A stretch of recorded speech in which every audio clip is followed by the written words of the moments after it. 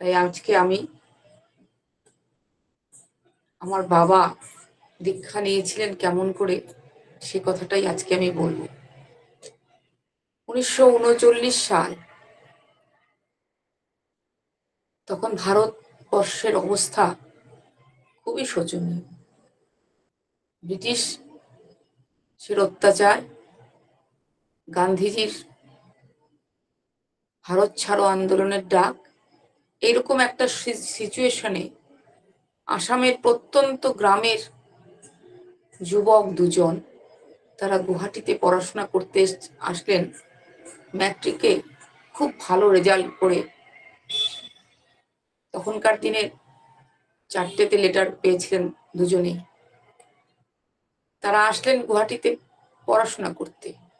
তাদের আর্থিক অবস্থা খুবই খারাপ, অত্যন্ত নিম্ন মধ্যবিত্ত পরিবারের ব্রাহ্মণ সন্তান আমার বাবা, তার সঙ্গে তার বন্ধু। এবার কলেজে ভর্তি হলেন, পড়াশোনাও চলতে লাগলো। কিন্তু এই যে আন্দোলন, ভারতের বিপ্লবী আন্দোলন, সেই আন্দোলনে দুজনেই মেতে উঠলেন। গান্ধীজির দলে, যেটাই বলবো, যোগদান করলেন। চলতে লাগলো। 1941 সালে তারা ব্রিটিশ সার্জেন্টের হাতে ধরা পড়লেন। ধরা পড়ার পরে তাদের জেলে কয়েকদিন রাখার পরে, বা জেলের যেটাকে মারপিট করা, পুলিশের অত্যাচার, মাথা টাথা ফেটে টেটে স্টিচ, মানে তখনকার দিনে স্টিচ, মাথা টাথা ফেটে গেছিল। যাই হোক, বেরিয়ে এসে গুয়াহাটিতে একটি জলাশয় আছে, অনেক বড় জলাশয়। দূর থেকে, মানে কাছে গিয়ে দেখলেও মনে হয় সেটা একটা নদীর মতো, কিন্তু অ্যাকচুয়ালি নদী না, একটা জলাশয়, লম্বা একটা পুকুর আর কি, বিশাল বড়। এপার ওপারে ওরা আজকাল অনেক কিছু নৌকা টোকা চলে, সুন্দর লাগে দেখতে।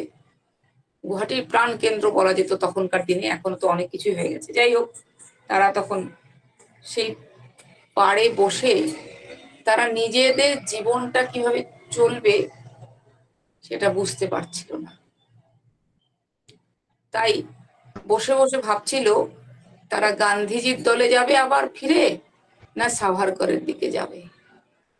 এইরকম মানসিক অবস্থাতে তাদের কথা বলার সময় পরমপিতার দয়াই হোক, তো পরমপিতার দয়াই হবে, একটা কাগজের টুকরো এসে তাদের সামনে এসে পড়ে।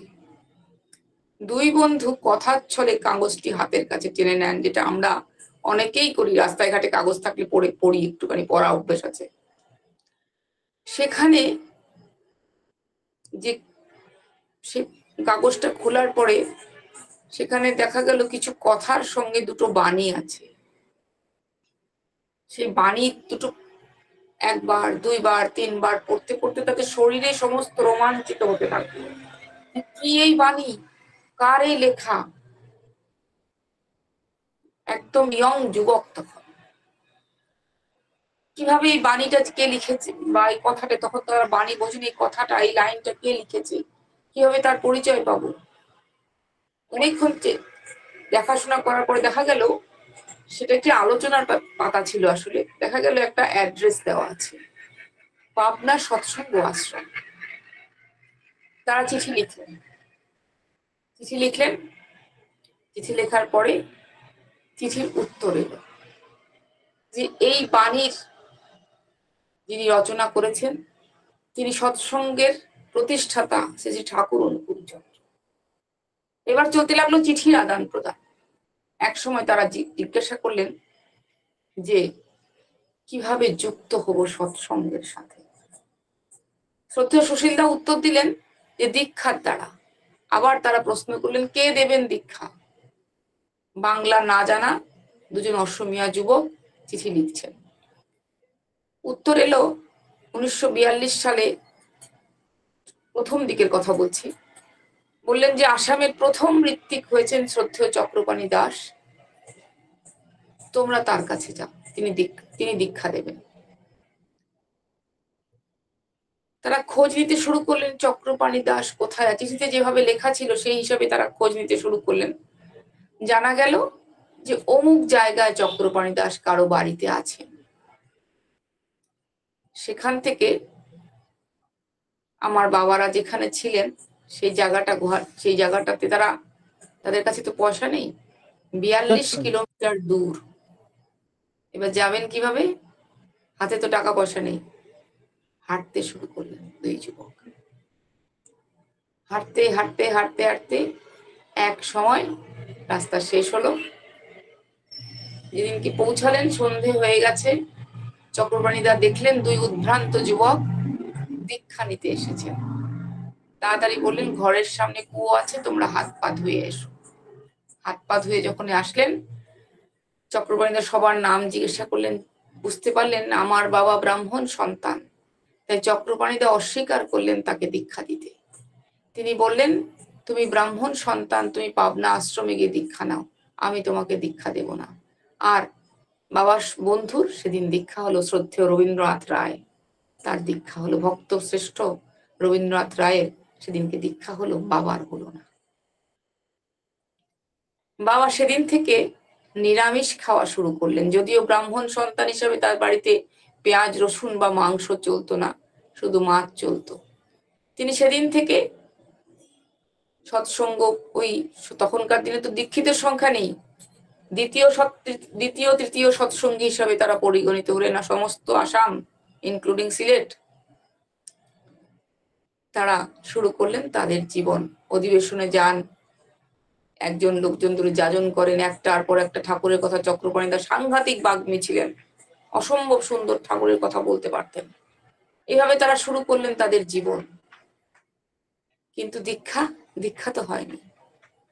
1942 সালের শেষের দিকে এই এত মাসের অর্থ কিছু চাকরি খুঁজে, সেই অল্প কয়েকটা টাকার জন্য চাকরি করে সেই টাকা সংগ্রহ করে গোয়ালন্দের ঘাট পেরিয়ে, ব্রহ্মপুত্রের পার, গোয়ালন্দের ঘাট, সমস্ত কিছু পেরিয়ে পাবনায় উপস্থিত হলেন বাবা। আমি জিজ্ঞাসা করেছিলাম বাবাকে যে প্রথম পুরুষোত্তম দর্শন তোমার কেমন হয়েছিল। বলেছিলেন ফার্স্ট সাইট অ্যাট লাভ। এত রূপ, যে রূপ আকর্ষণ করে, যার চোখে মায়া, যে মায়ায় মানুষ সেখান থেকে নড়তে পারে না, এত ভালোবাসা। প্রণাম করার সঙ্গে সঙ্গে জিজ্ঞেস করছিলেন কোথা থেকে এসেছো, খেয়েছো নাকি। কাঁধের মধ্যে একটা পাতা ছিল, শুভ্র ঠাকুরের দেহে ফতুয়া পরে ঠাকুর, সেই পাতাটা বড় বেমানান লাগছিল, বাবা সরিয়ে দিয়েছিলেন। এখনকার মতো তখনকার দিনেও লোক বলেছে, চিৎকার করেছিল। ঠাকুরের দৃষ্টি ছিল অভয়ের, কিছু হবে না। বললেন তুমি আজকে খাওয়া দাওয়া করো। বাবা দীক্ষার কথা বললেন। পরের দিন বাবার দীক্ষা স্বস্তিনী একই দিনে হলো। বাবা ফিরে এলেন গুয়াহাটিতে। আস্তে আস্তে এই চক্রপাণিদার দ্বারা দীক্ষিতের সংখ্যা বাড়তে লাগলো, অধিবেশন হতে থাকলো, জায়গায় জায়গায় হতে থাকলো সৎসঙ্গ। চারিদিকে তারা বক্তৃতা দিতে আরম্ভ করলেন। কখন রাত ভোর হয়ে যেত কেউ টের পেত না। অসমীয়া সমাজ বাঙালি গুরুকে একসেপ্ট করে নিতে পারলো না, তাই হতে থাকতো তর্ক, রাতের পর রাত সেই তর্ক লাগলো। এমনও দিন গেছে তাদেরকে মারার জন্য লোক গেছে, দা কাটারি নিয়ে মারার জন্য। সেই উদ্ভ্রান্ত জনতাকে ঠাকুরের কথা বলে থামাতে সক্ষম হয়েছিলেন শ্রদ্ধেয় চক্রপাণি দাস, শ্রদ্ধেয় দীননাথ শর্মা, শ্রদ্ধেয় রবীন্দ্রনাথ রায়। এভাবে চলতে থাকলো যাজন। 1946 সাল ঠাকুর পাবনা ছাড়লেন। আর বাবারাও দেওঘর আসা শুরু করলেন। প্রত্যেক সময় তারা দেওঘর আসতেন। শ্রী বরদার সঙ্গ করতে বললেন ঠাকুর। শ্রী বরদার সঙ্গ করে করে আগে ঠাকুরের কাজটাকে কিভাবে কিভাবে এগিয়ে নিয়ে যাওয়া যাবে তিনি তার নির্দেশ দিতেন। এরাও এখানে এসে সেই কাজগুলো সুন্দর করে করতে থাকলো। 1950 সাল আসামে প্রচন্ড ভূমিকম্প হলো। সেই ভূমিকম্পে আসামের জনজীবন তছনছ হয়ে গেল। আর সেই সময় 100 বিঘা জমি শ্রদ্ধেয় চক্রপাণি তাকে দান করলেন এক রাজনীতিবিদ। তিনি ঠাকুরের কথা শুনে এত উদ্বুদ্ধ হলেন, পাবনায় গিয়ে ঠাকুর দর্শন করলেন এবং 100 বিঘা জমি সেটা দিলেন কোথায়? ব্রহ্মপুত্রের চরের জমি। এবার সেই জমিকে রক্ষণাবেক্ষণ করতে হবে। রক্ষণাবেক্ষণ করার জন্য এই দুই যুবক, রবীন্দ্রনাথ রায় আর দীননাথ শর্মা, তারা জমিতে একটুখানি কিছু ফসল লাগাতে শুরু করলেন। কিন্তু খাবেন কি? কিছুই তো খাওয়ার নেই, টাকা নেই, পয়সা নেই, কিচ্ছু নেই। চক্রপাণিদা কারো কাছ থেকে ভিক্ষে করে যখন কোনো কিছু এনে দেন তখন খাওয়া হয়। দিনের পর দিন না খেয়ে থাকেন। একদিন ভাবলেন এভাবে দিন চলবে না, না খেয়ে কতদিন আর থাকবেন? কিচ্ছু খাওয়ার নেই, বৃষ্টি ঝড় জল, শুধু একটাই ইচ্ছে যে ঠাকুরকে কিভাবে প্রতিষ্ঠা করবেন। তারপর একদিন তারা ভাবলেন, সেই জমিতে হঠাৎ করে দেখলেন একটি ছেলে ঘাস কাটছে। জিজ্ঞাসা করলেন, এই ঘাস দিয়ে কি করবে? বলে, এই ঘাসগুলো বিক্রি করে টাকা কিনে নেব। এই 100 বিঘা জমির মধ্যে অন্য লোকে এসে ঘাস কাটছে। তখন এরা ভাবলেন, তাহলে ঠিক আছে, আমাদের আহারের জন্য ইষ্টভীতির পয়সাটাও জোগাড় করতে হবে, এই ঘাস কাটি, আমরা ঘাস বিক্রি করি। ঘাস বিক্রি করলেন, সেটাতে কিছুদিন চললো, কিন্তু কিছুতেই আর চলছিল না। কি খাবেন? ভাবলেন টমেটো গাছ লাগাই, টমেটো খুব তাড়াতাড়ি হয়, টমেটো গাছ লাগাই। এই টমেটো লাগালেন। কিন্তু আসামে ঝড় জল বৃষ্টি লেগেই থাকে। আজ বলতে খুব ইজিলি যেগুলো কথা বলছি, আজ ভাবতে গেলে সেই সব মানুষগুলোর কথা বলতে গেলেও কষ্ট হয়। টমেটো সেদ্ধ করলেন শুধু, আজকে যেটাকে আমরা স্যুপ বলি, ভালোভাবে খুব যত্ন করে খাই, তারা তো সেটা জানতেন না। শুধু টমেটোটাকে সেদ্ধ করলেন, কাঠের উনুনে জাল দিয়ে মাটির পাত্রে সেই টমেটো সেদ্ধ করলেন। সেই টমেটো সেদ্ধ করে বাটি নিয়ে খেতে বসতে না বসতে, টমেটো সেদ্ধ করছেন যখন, হঠাৎ আসলো ব্রহ্মপুত্রের বালির ঝড়, নদীর বালির ঝড়ায়। নিজেদের ধুতি দিয়ে সেই বালির ঝড়টাকে আটকাতে চেষ্টা করলেন। কিছুটা পারলেন, কিছুটা পারলেন না। সেই বালি দেওয়া টমেটো সেদ্ধ খেয়ে দিনের পর দিন থাকলেন। তাও চলছিল গুরু ভাইদের আনাগোনা, সৎসঙ্গ। কিন্তু কেউ সেখানে রাত্রি বাস করতো না, দিনের বেলায় থাকতো। সারা রাত্র থাকতেন দুইজন, দীননাথ শর্মা আর রবীন্দ্রনাথ রায়। এরকম করতে করতে রবীন্দ্রনাথ রায়ের একটা পেটের যন্ত্রণা শুরু হলো। খাওয়া দাওয়া নেই তো, পেটের যন্ত্রণা। তিনি বললেন, আমি আর পারছি না। তিনি চলে গেলেন শহরে, মানে গুরু ভাইদের কারো বাড়িতে বা তার নিজের বাড়িতে, কিন্তু বাবা থেকে গেলেন। গুরু ভাইরা দিনের বেলায় আসে, ঠাকুরের কথা হয়, ঠাকুরের প্রতিকৃতি রেখে তারা অধিবেশন, তখন সিটিং বলা হতো, অধিবেশন বলা, সেগুলো করতেন। আর রাত্রে সেই 100 বিঘা জমির উপরে একা থাকতেন। দিন পার হতে থাকলো, কিন্তু বিধি বাম হলে যা হয়। 1951 সালে আসামে প্রচন্ড ফ্লাড হলো। সেই ফ্লাডে 100 বিঘা জমি ব্রহ্মপুত্রের গহ্বরে চলে গেল। সমস্ত গুরু ভাইরা মানসিক ভাবে বিপর্যস্ত হয়ে পড়লেন। শ্রী বড়দাকে জানানো হলো। তিনি বললেন, তোরা আবার চেষ্টা কর, ভাড়া ঘর। এই ভাড়া ঘরে তারা শুরু করলো গুয়াহাটিতে তাদের সৎসঙ্গের কেন্দ্র। এভাবে চলতে থাকলো। এই কেন্দ্র থেকে ওই কেন্দ্র, ওই কেন্দ্র থেকে ওই কেন্দ্র। ঠাকুরকে জানানো হতো, ঠাকুর বলতেন, তোরা চেষ্টা কর জমি কেনার জন্য। এরকম করে করতে করতে 1953 সালে, বারবার দেওঘরে যান আসে, 1953 সালে দেওঘর গেলেন বাবা পুজো কনফারেন্সে। শ্রী ঠাকুর বাবাকে বললেন, দিন আজ থেকে তুই বড় খোকার সাথে সাথে, আর বড় খোকার প্রাইভেট ডিপার্টমেন্টটা দেখাশোনা কর। প্রাইভেট চিঠিপত্র থাকে, সেগুলো লেখাপড়া, অনেক কিছুই কাজ থাকে, তার মধ্যে চিঠিটা মেইন, সেগুলো দেখাশোনা। আমৃত্যু সেই কাজ করে গেছেন বাবা। এদিকে 1959 সালে গুয়াহাটির শিলং রোডে জমি কেনা হলো। সেটা তো আপনারা সবাই জানেন, সেই ইতিহাস অনেক বড় ইতিহাস। বহু কষ্ট করে তারা অর্থ সংগ্রহ করে তারা জমি কিনলো। যে কথাটা না বললেই হয় না, সে কথাটা আমি বলি। 1958 সালে বোধ হয় জমিটা কেনা, যাই হোক 59 সালের এপ্রিল মাসে জমিটা তখন কেনা হয়েছে মাত্র। একদিন শ্রী ঠাকুর এর ভোগের সময় ঠাকুরকে শ্রী বরদা খাইয়ে দিতেন। তখন হঠাৎ ঠাকুরের বক্ষ থেকে একটি লোম পড়ে যায়। অনেকে অনেক কিছু গল্প বানান যে বক্ষের লোম ছিঁড়ে দিয়েছেন।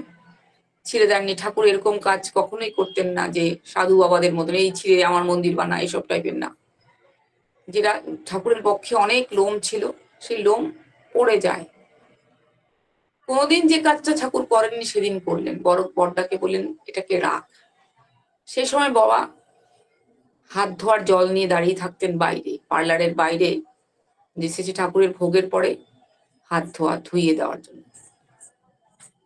বরদা এসে বাবাকে বললেন এই লোমটা তোর কাছে এখন রাখ, ভাত খাওয়ার সময় আমি বলে দেব কি করতে হবে। সেই সময় শ্রী বরদার সাথে বাবা একসাথে ভাত খেতেন বরদার বাড়িতে। ঠিক খেতে বসার সময় বরদা বললেন, বাবা তখন ধুতির কোচার মধ্যে লোমটাকে বেঁধে নিন, তখন তো কিছু নেই, একটা কাগজের প্যাকেট করলেন, করে লোমটাকে ধুতির কোচার মধ্যে বেঁধে রাখলেন। যখন দুপুরবেলা খেতে বসলেন তখন বরদা বললেন একটা এত বড় রূপোর কৌটো করবি, তার ভিতরে একটা তার থেকে ছোট একটা সোনার কৌটো করবি, তার মধ্যে একটা গোলাপি রঙের তুলো দিয়ে এই লোমটাকে গেঁথে তোর কাছে রেখে দিবি, পরে আমি বলবো কি করতে হবে। বাবা সেই সময় তাড়াতাড়ি বাজারে গিয়ে রূপোর কৌটোটা তৈরি করে শুধু রূপোর কৌটোর মধ্যেই লোমটাকে রাখলেন। কারণ তখন দেওঘরে এত সোনার কাজ হতো না, সোনার কাজ করতে গেলে একটু দূরে যেতে হতো, বা সোনার কাজের সেই কর্মচারীরাও সেরকম ছিল না তখন। সেভাবে রাখলেন বাবা। 127 টাকা লেগেছিল তার এই কাজটা সম্পূর্ণ করতে। তার ডায়েরিতে এখনো লেখা আছে কে কত টাকা দিয়েছিলেন, কে কত অর্ঘ্য দিয়েছিলেন। যাই হোক, বাবা কিছুদিন পরে আসামে আসবেন। শ্রী বরদাকে জানালেন যে গুয়াহাটিতে তো মন্দিরের কাজ শুরু হয়েছে, আমি কি এটা গুয়াহাটিতে নিয়ে যেতে পারি? বরদা খুব খুশি মনে তার পারমিশন দিলেন। গুয়াহাটি এলেন বাবা। গুয়াহাটিতে এসে ওই একজন গুরু ভাই স্বর্ণকার ছিলেন, তাকে দিয়ে সোনার কৌটোটা করলেন। রূপোর কৌটোর ভিতরে সোনার কৌটোটাকে যেমন করে বরদা রাখতে বলেছেন তেমন করে রাখা হলো। রেখে ওখানে তখন মন্দির কনস্ট্রাকশনের কাজের দায়িত্ব ছিল শ্রদ্ধেয় কন্দর্প নারায়ণ স্বামীর হাতে। তিনি কন্দর্প নারায়ণের স্বামীর হাতে সেটা দিয়ে, তখন তো আন্ডার কনস্ট্রাকশন গুয়াহাটি মন্দির, সেটা দিয়ে বাবা চলে এলেন দেওঘরে। কিন্তু কিছুদিন পর কন্দর্প নারায়ণকে স্বামীকেও শ্রী শ্রী বরদা দেওঘরে ডেকে নিলেন। তখন সেই কৌটোটা শ্রদ্ধেয় রবীন্দ্রনাথ রায়ের হাতে দিয়ে কন্দর্প নারায়ণ স্বামী চলে এলেন। আজ অব্দি সেখানে অ্যাজ ইট ইজ ভাবে আছে, না বিগ্রহের তলায় নেই, যেখানে থাকা দরকার, যেভাবে রাখলে পরমপিতার যা জিনিস রাখা হয় সেভাবেই রাখা আছে গুয়াহাটি মন্দিরে। কিন্তু গুয়াহাটি মন্দিরে জিনিসটা আছে। 1994 সালে আমি সচক্ষে সেই জিনিসটা দেখি। বাবার শেষ সময় তখন, বাবার ইচ্ছেতেই সেখানকার যিনি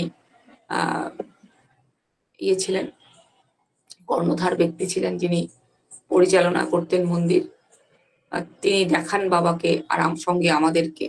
আমরা দেখি, ভাগ্য আমাদের যেটা দেখতে পাই সেটা গুয়াহাটি মন্দিরেই আছে। এইটা হলো একটা ছোট গল্প। অনেক কিছু গল্প, অনেক রটনা আমি শুনতে পেলাম বলে 2024 সালের গুয়াহাটি মন্দিরের স্বর্ণ জয়ন্তী উৎসবে আমি একটা আর্টিকেল বের করলাম যে অরিজিনাল তথ্যটা এটা। অনেকে ভুল তথ্য দেন, অরিজিনাল তথ্যটা আজ আমি আপনাদের কাছে বললাম। গুয়াহাটি মন্দির সৎসঙ্গের প্রথম মন্দির।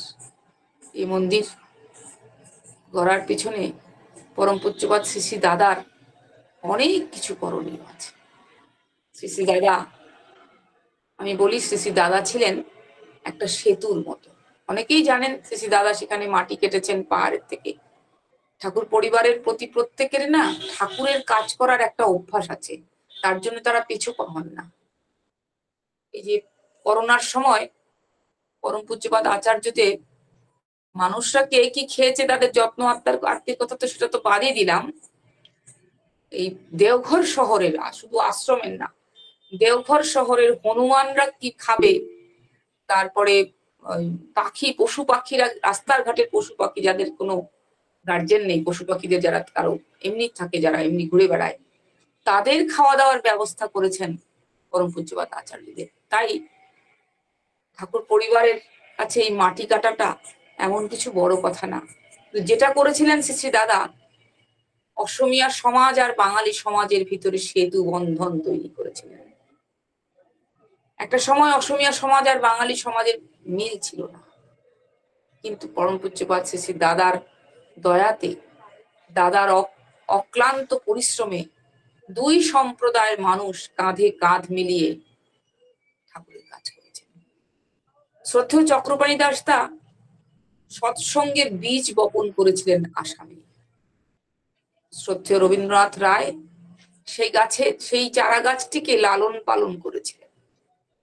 আর শ্রদ্ধেয় দীননাথ শর্মা চেষ্টা করে গেছেন সারা জীবন যাতে বাইরের কোনো শক্তি সেই চারা গাছটিকে নষ্ট না করে, কিন্তু সেই চারা গাছটিকে একটি বৃক্ষে রূপান্তরিত করেছিলেন পরম পূজ্যপাদ শ্রী শ্রী দাদা। তাই আসাম সৎসঙ্গের যে এই বিকাশ, তার সম্পূর্ণ কিন্তু পরম পূজ্যপাদ শ্রী শ্রী দাদার দয়ায়। এই মানুষগুলোর অক্লান্ত চেষ্টায় সৎসঙ্গের বীজ বপন করা হয়েছিল। তারা যে কষ্ট করেছেন, আজকে অনেকেই বলেন আমরা বহু কষ্ট করে ঠাকুরের মন্দির করছি, অর্ঘ্য কালেকশন করছি, কেউ দিচ্ছে কেউ দিচ্ছে না, কিন্তু পেট ভরে তো দুটো ভাত খেয়ে আমি অর্ঘ্য কালেকশন করতে যেতে পারি। গাড়িটা নিয়ে বেরিয়ে গেলাম, এসি গাড়ি, সারাদিন সারা রাত্র ঠাকুরের নামে কালেকশন করলাম, বাড়িতে এসে এসি চালিয়ে ঘুমিয়ে পড়লাম।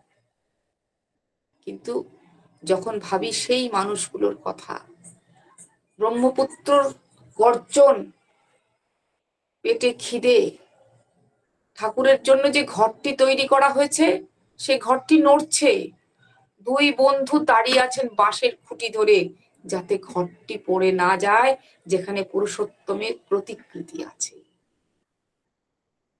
এভাবে তো এখন করতে হয় না। তারা ভিত তৈরি করে দিয়েছে। একবার কথায় কথায় শ্রী শ্রী দাদা আমার ভাইকে বলেছিলেন যে কোনো কনস্ট্রাকশনের ব্যাপারে কথা হচ্ছিল, যে আজকাল কনস্ট্রাকশন গুলো নড়বড়ে হয়ে যায়, আজকাল যারা ইঞ্জিনিয়ার তারা কনস্ট্রাকশন ঠিক মতো করে না, অনেক মন্দিরে ক্র্যাক দেখা যাচ্ছে। আমার ভাই তখন বলেছিল আগে গুয়াহাটি মন্দিরও তো অনেক পুরনো, সেটাতেও তো এরকম কিছু অসুবিধা হতে পারে। তার উত্তরে দাদা এমন একটা কথা বলেছিলেন, আজও সেই কথাটা ভাবতে ভালো লাগে। বলে না রে, গুয়াহাটি মন্দির তৈরি হয়েছিল কয়েকটা ফকির তৈরি করেছিল, সেই ফকিরের ডাকে পুরুষোত্তম সাড়া দিয়েছিলেন, তার ডাকেই এই গুয়াহাটির মন্দির তৈরি হয়েছে। এই মন্দিরে কিছু হবে না, কিন্তু দাদা তিনি সেই ফকিরগুলোকে সম্মান করলেন।